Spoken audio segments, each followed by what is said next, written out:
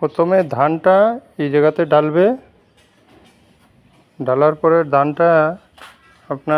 ধানটা চালনি হইয়া এখান থেকে এলিভেটরে যাবে।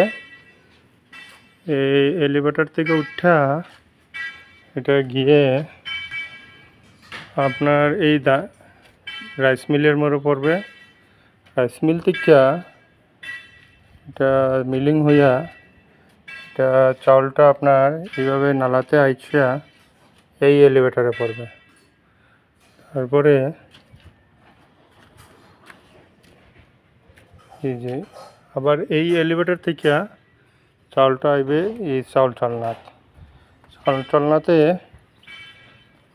এটা একবারে চাউল ক্লিনিং হইয়া চাউলটা এদিকে পড়বে।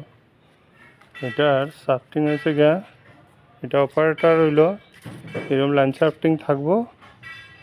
আর লাইন সাফটিংয়ের লগে আমরা সব মেশিনের কানেকশন এখানে থাকবে, মোটর এখানে থাকবো। আর এই যে প্ল্যানটা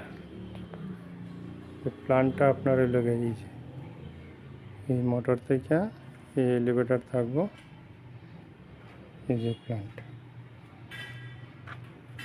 এখানে আপনার গুঁড়া যেটা বাড়াইব এটা এখানে ওই যে ফ্যান দেওয়া আছে, এই ফ্যান থেকে সব গুঁড়া এদিক দিয়ে বাড়াই যাবে।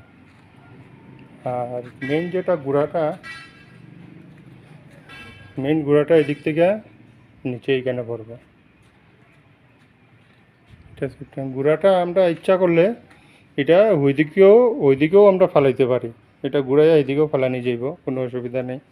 যদি পিছন দিকে গুঁড়াটা লইতে অসুবিধা হয় তাহলে আমরা সামনের দিকেও লইতে পারবো। আর এই দুইটা এলিভেটর থাকবো। এইটা হইল গিয়ে ধানটা পরিষ্কার করব। এইটা ওই এলিভেটরে উঠাইয়া এই ধান মিলে দিব। এটা ধান মিল থেকে চাউল যে সময় বাড়াইব চাউলটা আবার ওই এলিভেটরে চাউলটা আন না এই চালনাতে দিব। চালনাতে চাউলটা ক্লিনিং হইয়া একবারে বাড়াই যাব।